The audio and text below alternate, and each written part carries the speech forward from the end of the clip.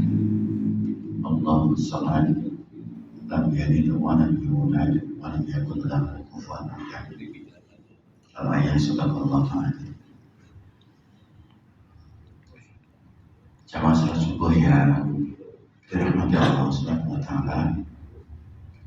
Alhamdulillah di pagi hari ini dengan kasih sayangnya Allah telah membangunkan kita. Dengan kasih sayangnya untuk senantiasa mengingatkan terhadap segala kenikmatan iman dan Islam untuk kita, sehingga pada pagi hari ini Allah tetap tambahkan keimanan dan keislaman kita sebagai bentuk hidayah kepada kita, sehingga kita pagi bisa hadir di tempat ini untuk memujinya, untuk menghambakan kepadanya. Mudah-mudahan perjalanan kita sampai akhir nanti ini, kematian kita ketika kita dipanggil oleh Allah Subhanahu wa Ta'ala, tetap berada di dalam tauhid atau iman kepada Allah Subhanahu wa Ta'ala. Salawat salam, mari kita tetap sanjungan manhajumnya Nabi Muhammad SAW, Nabi yang diutus oleh Allah Subhanahu wa Ta'ala, membawa satu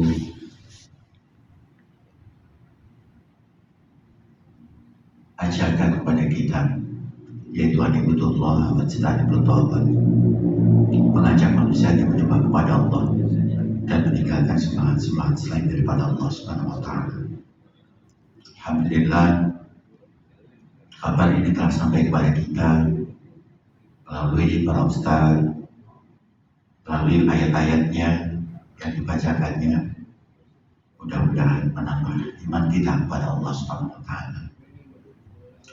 Jamaah yang dirahmati Allah Subhanahu wa Ta'ala, pada pagi hari ini saya berbicara tema tentang perbuatan syirik. Syirik ini artinya menyekutukan, menduakan Allah maksudnya. Jadi apapun yang dilakukan oleh manusia di dalam pengabdian kepada Allah Subhanahu wa Ta'ala, diniatkan di dalamnya selain daripada Allah Subhanahu wa Ta'ala. Artinya segala bentuk pengabdiannya menduakan Allah Subhanahu wa Ta'ala di dalam pengabdiannya kepada Allah Subhanahu wa Ta'ala. Ketahuilah bahwa syirik ini adalah merupakan satu dosa yang tidak diampuni oleh Allah, dosa yang sangat besar. Allah Subhanahu wa Ta'ala menyampaikan di dalam Al-Quran surat An-Nisa, Innallaha la yaghfiru an yushraka bihi wa yaghfiru ma duna dzalika liman yasha wa man yushrik billahi faqad dhalla dhalalan ba'ida. Sungguhnya Allah Subhanahu wa Ta'ala tidak mengampuni dosa yang namanya syirik, menyekutukan Allah. Akan tetapi Allah mengampuni dosa selain itu bagi siapa yang dikehendaki. Barang siapa yang menyekutukan Allah, maka sungguh dia jatuh kepada kesesatan yang sejauh-jauhnya. Inilah dosa yang dijelaskan oleh Allah Subhanahu wa Ta'ala. Contohnya perbuatan syirik, yaitu dosa yang tidak diampuni oleh Allah Subhanahu wa Ta'ala. Begitu juga di dalam surat Luqman, ya bunayya la tusyrik billah inna syirka la dzulmun adzim. Nasihat daripada umat kepada Luqman kepada anaknya, wahai anakku, jangan kamu menyekutukan Allah. Sesungguhnya menyekutukan Allah ini dosa yang sangat besar. Inilah beberapa keterangan di dalam Al-Quran yang harusnya membawa kepada kita satu keyakinan dan kehati-hatian di dalam pengabdian kita kepada Allah Subhanahu wa Ta'ala.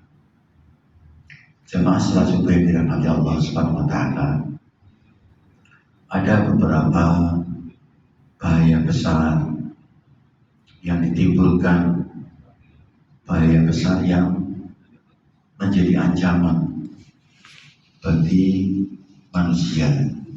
Siapa saja yang melakukan perbuatan syirik, menyekutukan Allah Subhanahu wa Ta'ala. Pertama, bahaya yang besar adalah bahwa perbuatan syirik ini adalah bisa menggeser kedudukan Tuhan Allah yang kita sembah ini dengan Tuhan-Tuhan yang lain. Sekali lagi, bahaya besar yang ditimbulkan syirik adalah mengganti kedudukan Allah yang disembah ini dengan Tuhan-Tuhan yang lain. Karena jamaah dirahmati Allah Subhanahu wa Ta'ala, tujuan utama Allah menciptakan manusia ini hanya untuk beribadah kepadanya. Wa ma khalaqtul jinna wal insa illa liya'budun. Dan tidaklah menciptakan jin dan manusia ini tiada lain fungsi utama adalah untuk menyembah kepadaku. Wa ma umiru illa liya'budullaha mukhlishina lahu-d-din. Diperintahkan kepada Allah Subhanahu wa Ta'ala untuk taat, beribadah, memurnikan ketaatan kepadanya, bukan diniatkan kepada yang lainnya. Jadi ini satu bentuk gambaran. Jadi siapa saja yang di dalam perbuatan sehari-hari pengabdiannya kepada Allah Subhanahu wa Ta'ala masih mencampur adukkan antara tauhid mereka dengan kesyirikan, begitu jika dia jatuh kepada kesyirikan, maka dia akan menggeser kedudukan daripada Allah Subhanahu wa Ta'ala disembah dengan Tuhan-Tuhan yang lain. Ini bahaya. Artinya apa? Nanti di akhirat kelak menjadi orang-orang yang menyesal. Yang kedua, jemaah yang dirahmati Allah Subhanahu wa Ta'ala, bahaya besar yang ditimbulkan oleh perbuatan syirik ini adalah perbuatan syirik ini dapat memicu tercerai berainya daripada umat manusia ini.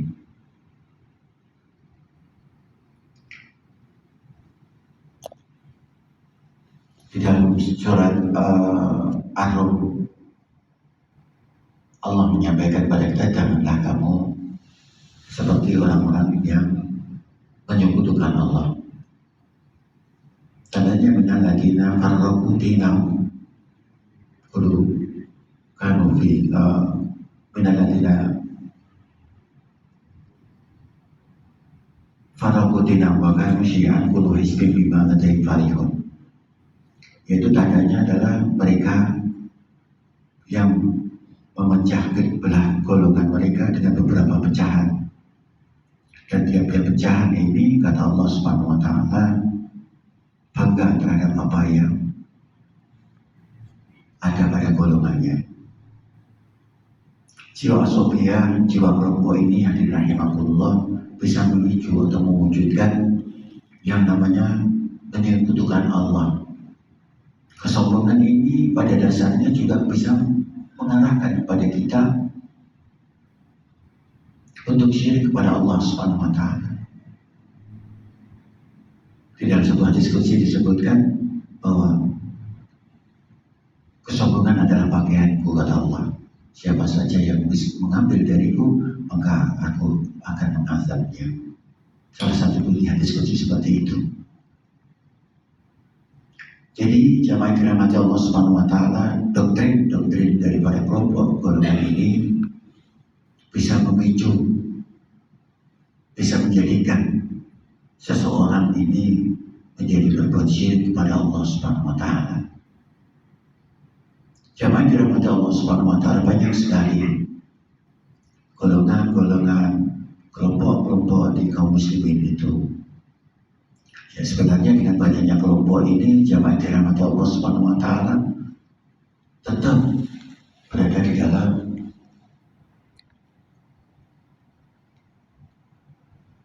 silaturahim.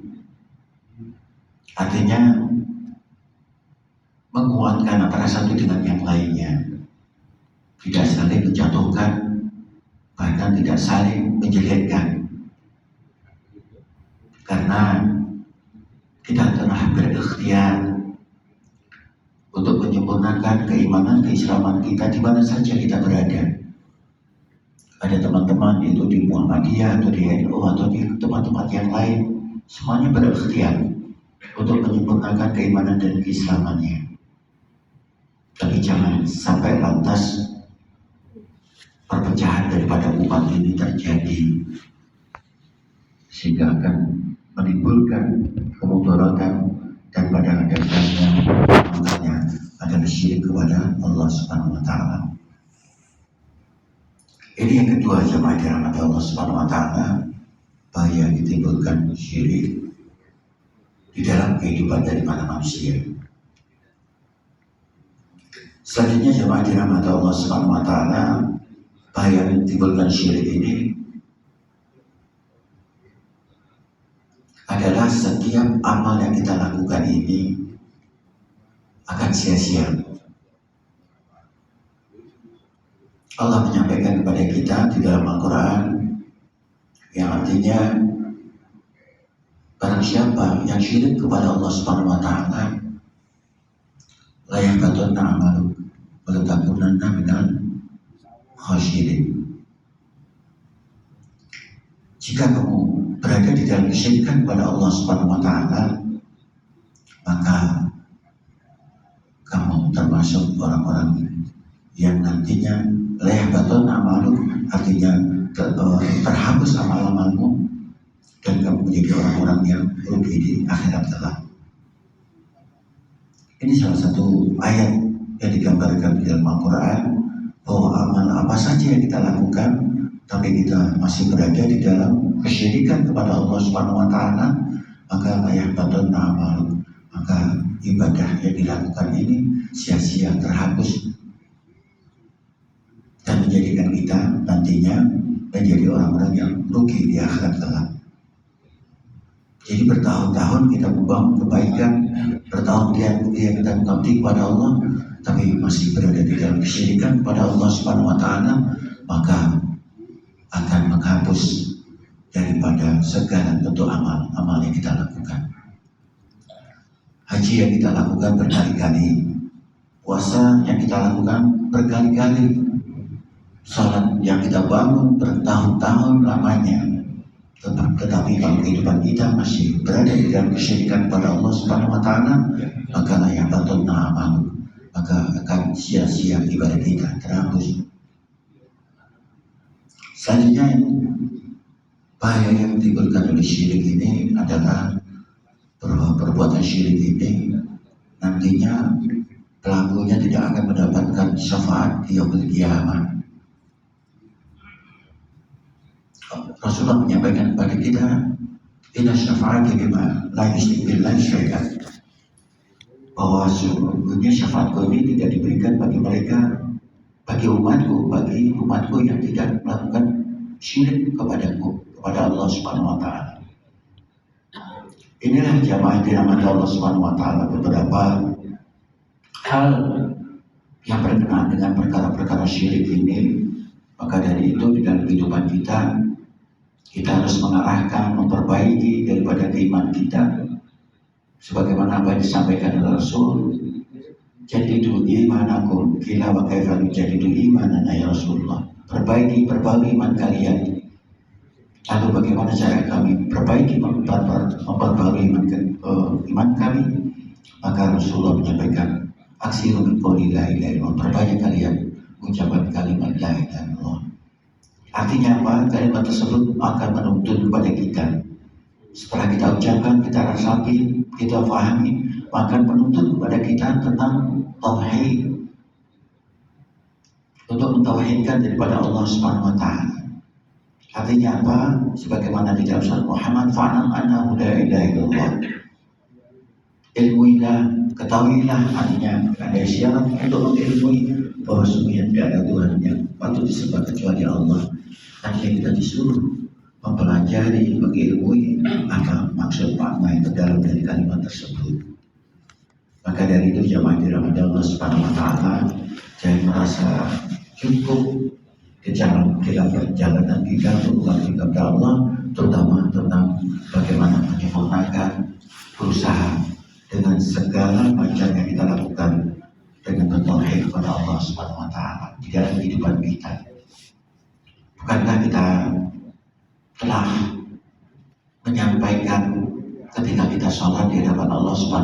inna sholati wa nusuki wa mahyaya wa mamati lillahi rabbil alamin.